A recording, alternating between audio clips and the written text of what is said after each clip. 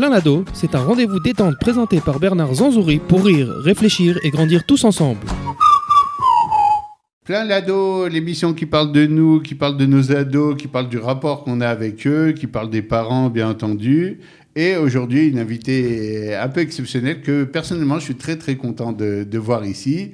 C'est Élodie Marciano. Élodie, bonjour. Bonjour, ma chère si Bernard. Si vous ne la connaissez pas, vous avez un gros problème parce qu'Élodie Marciano, c'est une dame qui a fait une révolution en France. Ça veut dire, mais non, pas du tout, elle va pincer la bouche, mais il n'empêche que elle dirige aujourd'hui une institution, une association très sympathique qui s'appelle Choisir l'école juive et dont le principe était très simple, c'était de faire passer des enfants qui étaient en école laïque vers les écoles juives, et ce, quelles que soient un peu les conditions, parce que on le sait aujourd'hui, les écoles juives, c'est cher, il y a des trucs, c'est loin, c'est pas à côté, c'est pas possible pour moi. Or, on va parler de ça aujourd'hui, on va faire tomber des mythes ici dans cette émission. Mais Élodie a réussi un tour de passe-passe assez incroyable, puisqu'en quelques années, elle a réussi à faire passer combien de gens en école juive ? À aujourd'hui, 1300 enfants. 1300 enfants, c'est-à-dire plus ou moins quelques écoles juives en vrai. 7, 8, 9, 10 voilà, si on devait écoles, traduire ça en nombre d'écoles pratiquement, c'est-à-dire l'équivalent de 7, 8 écoles juives, ce qui est absolument extraordinaire. Pour savoir comment elle est arrivée là, je vais parler moins, elle va parler beaucoup plus, mais elle va nous expliquer comment ça s'est passé. Élodie, comment vient une idée comme ça ? Pourquoi une idée comme faire passer ? Il y avait une situation qui perdurait un peu avec les années, il y avait des écoles qui s'ouvraient, etc.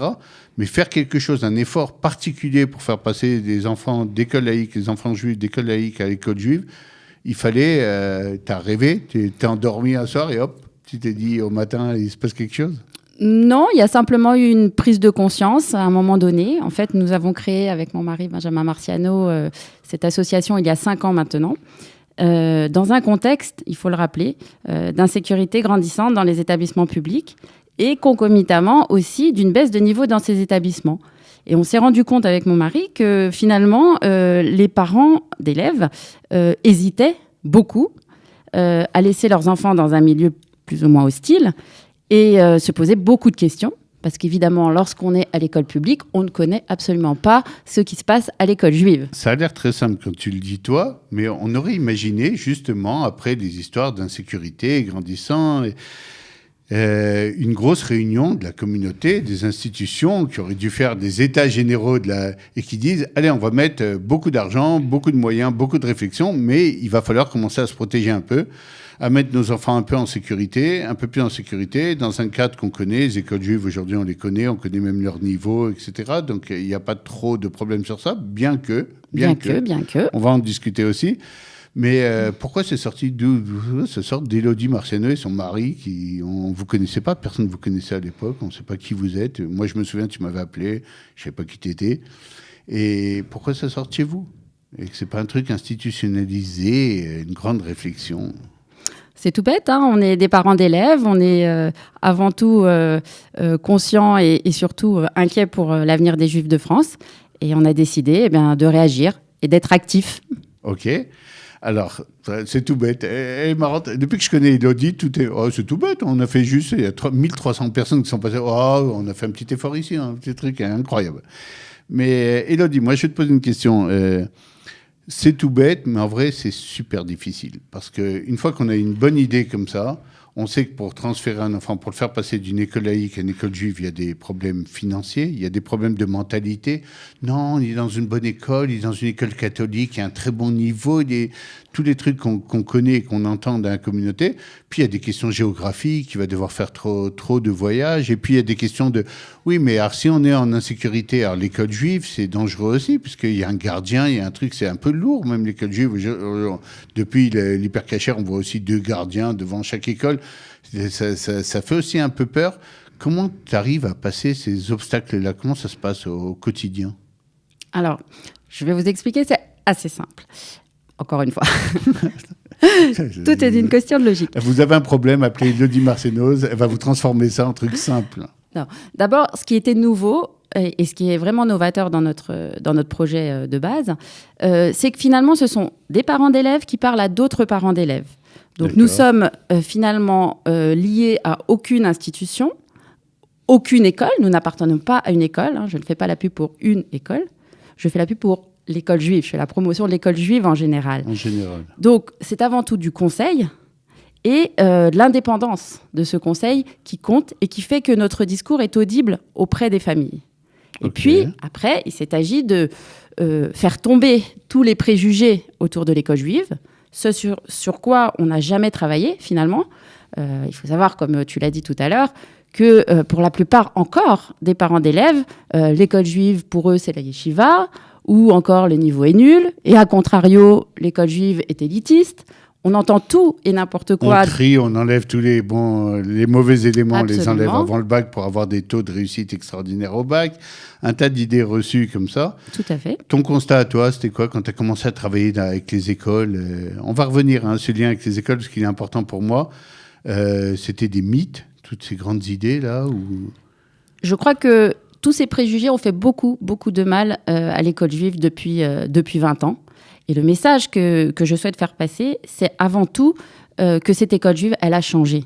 Elle a changé depuis une bonne vingtaine d'années. Elle est devenue plurielle. Il n'y a pas une école juive, il y a plus d'une centaine de groupements, donc c'est énorme. Et puis, elle est ouverte sur la cité. On a longtemps opposé l'école juive à l'école de la République. Je tiens à dire que notre école juive, nos écoles juives sont à 95% des écoles de la République, puisque ce sont des écoles sous contrat. D'accord. Alors, moi, je vais me mettre dans la peau d'un directeur d'établissement juif. Pourquoi je dois discuter et travailler avec Elodie Marciano, qui, même si elle est mère d'élèves qui va en école juive, c'est une inconnue notoire, qui arrive avec une idée comme ça. Et moi, j'ai mes problèmes de directeur d'école, j'en sais rien. Beaucoup d'enfants font leur alia, beaucoup d'enfants ou de parents n'ont pas les moyens déjà comme ça pour les faire payer à la fin du mois, même ceux qui sont à l'école, c'est pas toujours une évidence. J'ai un tas de problèmes de quotas dans les classes, dans les trucs et tout. Pourquoi je vais commencer à discuter maintenant avec une illustre inconnue qui arrive, qui commence à me balancer son rêve. Bon, ben, c'est bien, mais... Comment se crée ce lien-là? Comment tu as réussi à forcer? Je te dis ça parce que je vois les photos sur Facebook, plein de directeurs autour d'Élodie, comme si qu'Élodie a toujours été là, elle fait partie des meubles aujourd'hui dans les écoles juives. Mais à une époque, c'était pas comme ça. Comment tu as monté ça? Elle va me dire, mais c'est facile, c'est cool. Non, c'était pas si simple. Ça fait plaisir. Mais je dois dire qu'on a été, au contraire, très, très bien accueillis par l'ensemble des directeurs d'école. On travaille avec l'ensemble des réseaux d'école, que ce soit l'ORT, l'Alliance, le réseau de Zaratora, le réseau des Lubavitch, le réseau orthodoxe, traditionnaliste. On travaille vraiment avec l'ensemble des écoles. Mais pourquoi nous avons été écoutés parce que nous sommes arrivés à un moment donné où les directeurs d'école se sont posés beaucoup de questions par rapport aux effectifs. À un moment donné où l'ALIA était en hausse constante et où effectivement il y avait un problème de déficit d'élèves. Et la seule solution pour nombre d'écoles, pour pouvoir vivre et survivre, était de faire venir des élèves des écoles publiques. Alors, cet argument-là, on le comprend très bien. Effectivement, c'était presque une manne. Bonjour, je vais vous amener des élèves. Ah, super, mais entrez. Mais d'un autre côté, tu leur as demandé aussi des efforts, même financiers. Tu es venu en disant, mais ça ne va pas pouvoir se passer facilement s'il n'y a pas un petit effort de l'école. Oui, il a fallu rentrer dans le cadre. Et à ce moment-là, donc, nous avons décidé de mettre en place des systèmes de partenariat, des accords de partenariat avec l'ensemble des écoles. Ce partenariat, il dit 2 choses. Je suis directeur d'école, je m'engage sur 2 points. Le premier point, ne refuser aucun enfant pour des questions financières. Et c'est évidemment très important lorsqu'on sait que c'est... Mais très difficile des fois. Avant tout, le frein financier, donc c'est le frein majeur. Donc, ne refuser aucun enfant pour des raisons financières. Premier engagement. Deuxième engagement, proposer des cours de soutien dans les matières juives pour les élèves qui, évidemment, venant des écoles publiques, n'ont pas forcément le niveau en Kodesh. Ah, effectivement, il fallait expliquer. Il y a des écoles qui travaillent et où tous les élèves ont déjà un niveau en Kodesh, en matière sainte, etc., assez élevé. Et puis, d'un coup, des enfants qui débarquaient d'écoles de la République qui n'avaient aucun niveau, parfois. Et effectivement, il fallait rattraper ça, sans quoi l'enfant va être décalé... C'est une demande aussi de la part des parents pour inscrire leurs enfants, qu'avant tout, leurs enfants puissent suivre des cours de soutien et rattraper bien sûr le niveau. Donc petit à petit, tu commences le travail, tu commences à développer des relations de confiance et de travail avec les directeurs. Comment s'est passé vis-à-vis des parents ?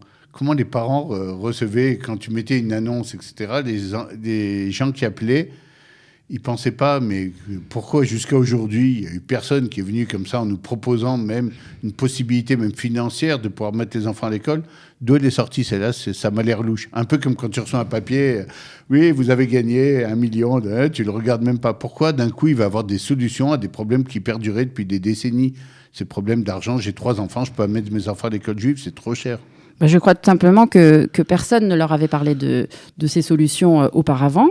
Personne n'était allé les chercher. C'est une de nos particularités, c'est vraiment d'aller chercher ses parents. Et on a pour cela un moyen qui est extraordinaire, que tu connais bien, Bernard, c'est Facebook. Et le moyen Facebook est finalement un média hyper direct.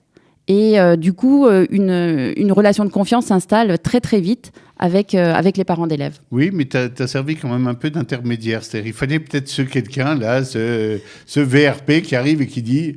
les écoles juives, elles n'est pas complètement inabordable, elles ne vous regardent pas de haut, ils sont abordables simplement. Jusqu'à aujourd'hui, ça ne s'est pas fait, on va le faire. Oui, effectivement, à l'association Choisir l'école juive, tu le dis très bien, hein, nous jouons un rôle de facilitateur, d'intermédiaire entre les familles et les écoles. Parce qu'on s'est rendu compte que ces familles, elles ne vont pas frapper à la porte directement des écoles. Et les écoles ne venaient pas frapper à leur porte. Non Finalement, plus. il y avait ici une situation un peu grotesque, mais qui était imposée par les faits. Les faits, c'est qu'effectivement, l'école juive ne pensait pas que c'était son rôle d'aller courir derrière les gens. Si quelqu'un vient, il va lever le téléphone. Or, ça ne se passait pas parce que de l'autre côté, on disait, je vais tomber sur un directeur ou sur quelqu'un qui va me dire, c'est le tarif, c'est le truc, il n'y a rien à faire, monsieur. Et on n'a jamais envie de rentrer dans ce genre de relation, donc on évite. On évite un peu. Donc, qu'est-ce que vous avez fait concrètement ? Vous avez mis des annonces, vous avez dit appelez-nous, on va vous arranger le coup. C'était quoi ? Quel était l'angle de vente quelque part ? Alors voilà, tu l'as dit. En fait, on se place vraiment du côté du marketing et de la communication. Un directeur d'école, c'est avant tout la pédagogie. Donc, ce n'est pas du tout son domaine. Et pour cela, ils nous font confiance. Donc, à l'association Choisir l'école juive, on communique beaucoup. On veut faire passer des messages aux parents d'élèves. On leur dit, l'école juive, désormais, c'est possible. Nous sommes en capacité de lever les différents freins à la scolarisation en école juive. Que ce soit, on l'a dit, le frein financier. Malheureusement, la communauté n'a pas été épargnée par la crise en France. Et nous levons également le frein géographique, car comme tu l'as dit, il n'y a pas forcément d'école juive à tous les coins de rue. Alors, comment on lève le frein géographique ? Alors, est-ce que tu connais les school bus à l'américaine ? Ah non, moi je connais rien. Dis-moi tout. Alors, en fait, nous avons mis en place des systèmes de navettes de bus, de ramassage scolaire entre les écoles et les lieux d'habitation des familles. Ah ouais, non, mais c'est des magiciens. Choisir l'école juive, ils prennent des airs comme ça. Oui, on a mis un système. Élodie, je vais te parler à l'américaine maintenant. Tous ces trucs-là que tu racontes, on a fait un truc. Oh, il y a eu Facebook, on a communiqué, mais malgré tout, c'est beaucoup d'argent pour faire ce que vous faites. On peut pas. C'est pas un truc qui peut se faire parce que même avec l'effort de l'école, d'abord, c'est sûr qu'on boucle pas le budget. Les parents, il y a des parents qui vont dire je peux rien mettre. L'école, elle va pas dire rentrez-moi 100 enfants qui peuvent rien mettre. Elle fait faillite l'école. Et puis, ces systèmes de bus, je suppose que ça coûte de l'argent, il a fallu investir. Puis, vous avez un bureau, vous avez un truc, il va falloir des gens qui répondent au téléphone. Comment on retombe sur ses pieds financièrement ? À part les filotes du matin en disant... Oui, il faut prier beaucoup. Écoute-moi, j'en peux plus. Je ne pourrais pas te dire 2 jours de plus. Alors c'est vrai, il faut prier beaucoup. Ça demande effectivement beaucoup d'argent parce qu'en fait, en 5 ans, on s'est beaucoup professionnalisé. Aujourd'hui, on a une structure. J'ai une équipe avec moi de 2 personnes, 2 jeunes filles super que tu connais d'ailleurs, qui sont Je suis toujours sur Paris. étonné quand je vois, parce que j'ai connu tes débuts, etc. Et moi qui ai beaucoup d'expérience dans le monde associatif, je dis, mais comment elle va faire ? En plus, tu as un air tout gentil comme ça. Je dis, mais elle est peut-être un peu naïve, on l'a croqué. Or, au bout d'un moment, non seulement tu n'as pas été croqué, on a l'impression que non, cool. Voilà. On est devenu un truc assez énorme en vrai.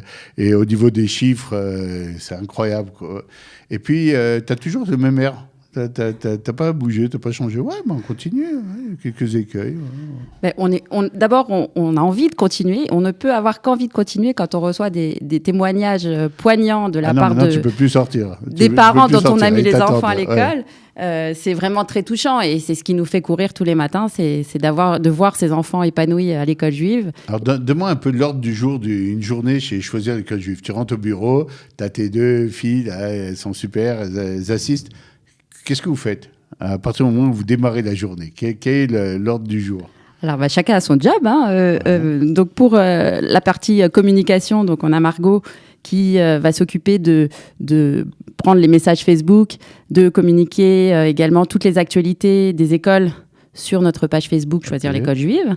Et puis, nous avons Johanna qui s'occupe de la ligne d'écoute, 6 jours sur 7, et qui répond à toutes les questions des familles et qui va mettre ces familles en relation avec les écoles pour aller jusqu'au bout du processus d'inscription.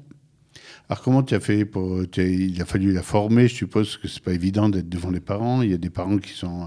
Vous avez beau faire un travail extraordinaire, il y aura toujours les gens pas contents, les gens qui pensent que vous faites pas assez, vous pourriez faire encore, ou bien j'ai rentré mon fils par vous, mais il est pas très content à l'école. Finalement, vous allez ramasser aussi un peu, vous allez devoir essuyer des plâtres un peu partout parce que comme vous étiez facilitateur, de la même façon, dans un type, s'il va en Grèce et il passe par une agence de voyage, il va venir se plaindre si ça se passe pas bien. Je suppose que vous avez aussi des gens pas contents qui arrivent en disant ça s'est pas passé comme j'espérais, etc., etc. Alors, il y a toujours des mécontents dans tous les domaines, mais je dois dire qu'on fait un boulot génial.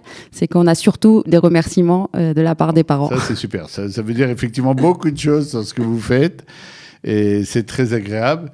Mais ce rôle d'intermédiaire, quand même, vous met dans une position, parce que vous n'êtes pas vraiment les parents avec leurs préoccupations, vous n'êtes pas non plus les écoles mais malgré tout, vous avez fait un travail qui a permis effectivement de passer un nombre incroyable, plus de 1000 enfants, on l'a dit tout à l'heure, 1300. 1300. Ce qui est énorme en vrai. Vous vous mettez dans un truc comme ça, quand tu passes 30, 50 enfants, tu peux te dire j'ai fait un vrai travail, j'ai sorti.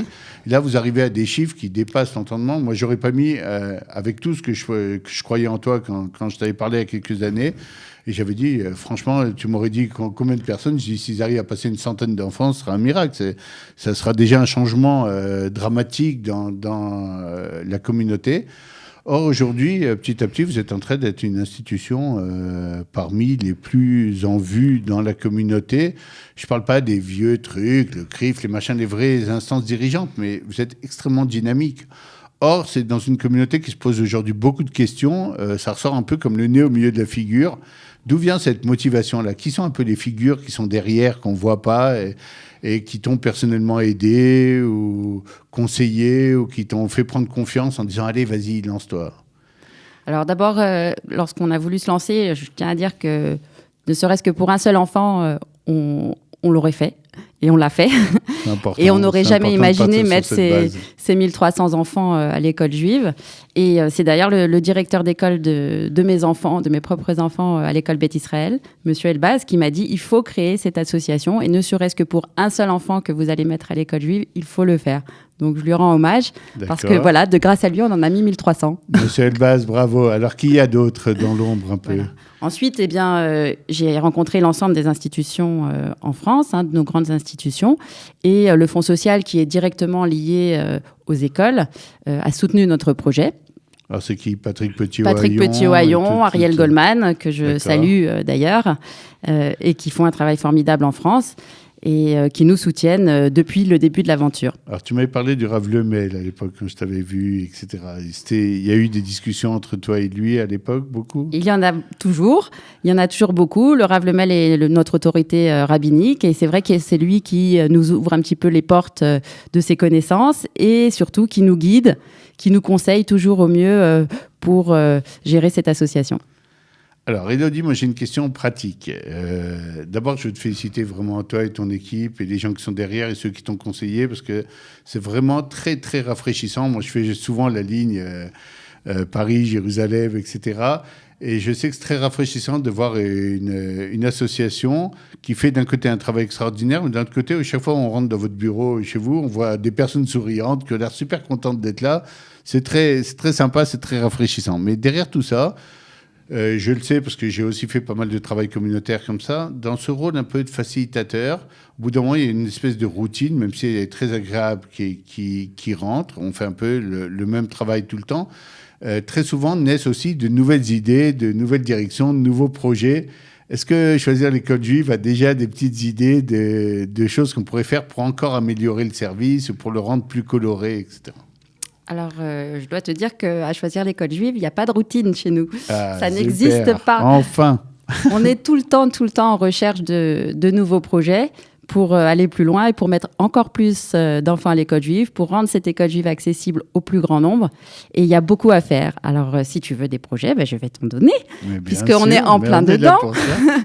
Très prochainement, ce sera le 28 octobre, le dimanche 28 octobre. D'abord, on veut faire un cadeau à nos enfants, à nos petits protégés, qui sont les enfants de la communauté. On va inviter 1000 enfants au cirque Borman le dimanche 28 octobre. Voilà du concret. Donc ça, c'est déjà un cadeau qu'on veut faire à nos enfants.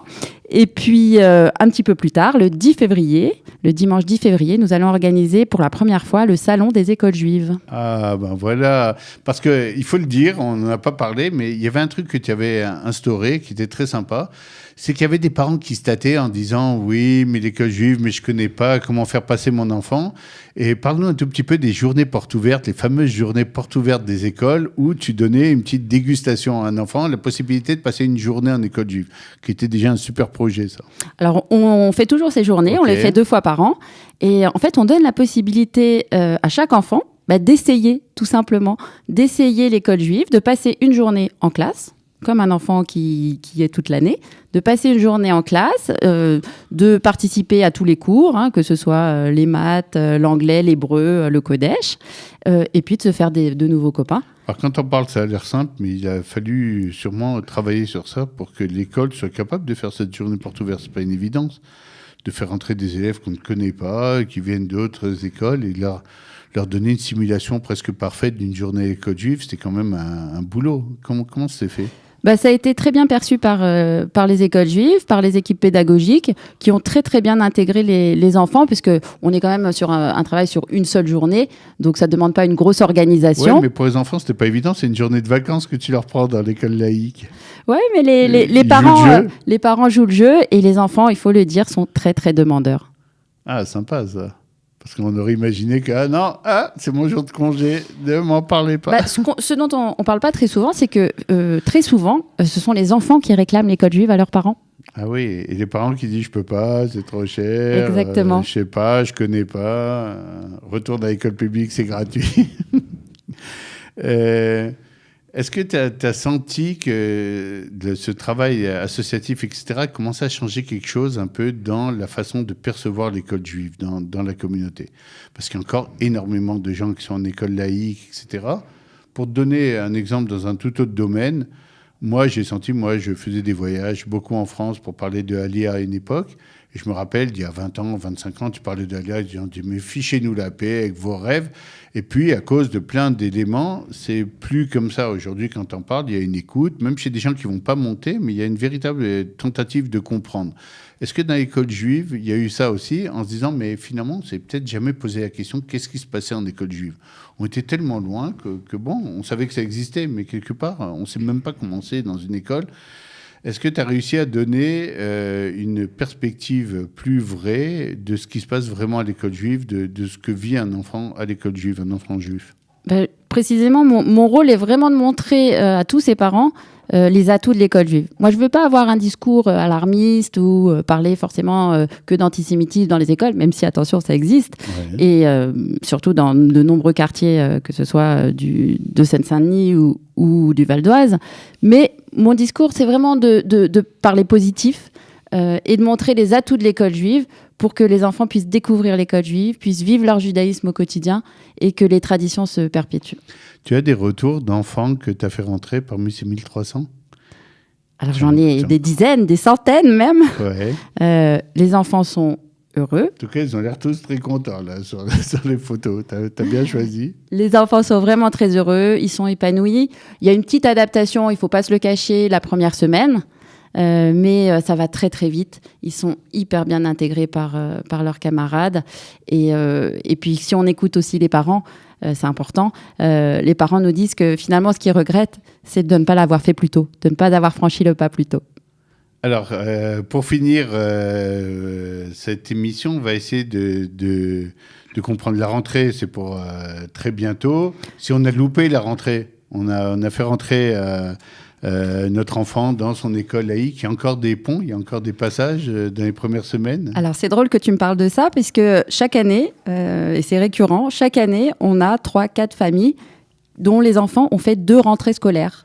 Donc une première rentrée à l'école publique. Et puis les enfants sont revenus le soir et ont raconté un peu leur journée et comment ils étaient déçus. Et les parents nous appellent. Et puis quelques jours plus tard, ils font leur rentrée à l'école juive. Donc c'est assez génial. C'est possible. C'est possible. possible. Il y a un pont, il faut vous appeler. Alors, on va rappeler un peu les numéros. Alors, chez Choisir l'école juive, ils sont très vite dépassés. Ils avaient sorti un tract, mais déjà dépassé. Il y avait écrit plus de 900 enfants sont passés. Ben non, on est déjà à 1300 et quelques. Mais le numéro de téléphone reste toujours le même, reste toujours bon. Donc, vous avez une ligne, une hotline. Appelez le 07 69 43 49 25. Je répète, 07 69 43 49 25. Et vous avez droit, alors ce qui est bien, vous pourrez repasser l'émission. Quand elle passe, si vous n'avez pas eu le temps de comprendre, vous repassez l'émission et vous repassez le passage, je vous donne le numéro. En tout cas, ce numéro-là, vous êtes pris en charge immédiatement. L'équipe d'Élodie vous prend en main et essaye de résoudre le problème et de vous trouver une école et de trouver une possibilité, etc. N'hésitez pas à téléphoner. De toute façon, n'hésitez pas même à téléphoner rien que pour prendre contact et être inscrit quelque part dans leur fichier, parce qu'à partir de ce moment-là, il y a un vrai travail qui s'effectue. Ils sont très professionnels, très, très sympas, très souriantes. Et on va féliciter Élodie qui était là avec nous aujourd'hui. Alors bravo Élodie, bravo à ton mari, bravo à toute l'équipe. Il y a un petit board, un comité, aux gens qui travaillent jour et nuit pour essayer de faire en sorte de sortir encore un enfant juif et un autre de l'école laïque et de les faire passer en école juive. Bravo pour ce que vous avez fait, mais surtout bravo pour ce que vous allez faire encore, parce qu'on sent bien que ça ne va pas s'arrêter là. Concernant tous les nouveaux projets et tout, on vous souhaite une grosse réussite dans tout ce que vous allez faire. Et puis, le studio est particulièrement plein d'ado et est ouvert pour toi. Tu reviens quand tu veux, nous donner des informations, faire de nouveaux appels, expliquer les nouveaux projets. C'est ouvert pour toi.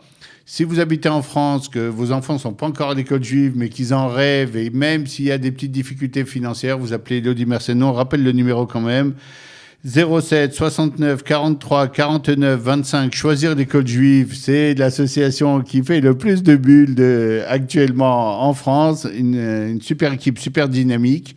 Et puis, vous n'hésitez pas à faire le nécessaire pour que votre enfant puisse avoir des fois de nouvelles perspectives. À très bientôt, à la semaine prochaine sur Plein l'Ado. C'était Élodie Merceno et Choisir l'école juive avec nous ce lundi. Au revoir. Au revoir. Plein l'Ado, c'est un rendez-vous détente présenté par Bernard Zanzouri pour rire, réfléchir et grandir tous ensemble.